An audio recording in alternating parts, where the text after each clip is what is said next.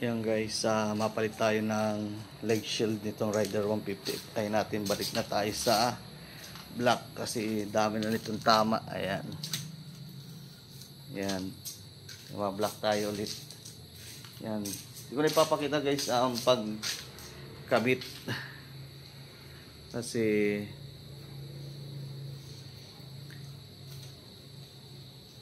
madali man lang pagkabit niyan, saka mapalitin ako ng decals.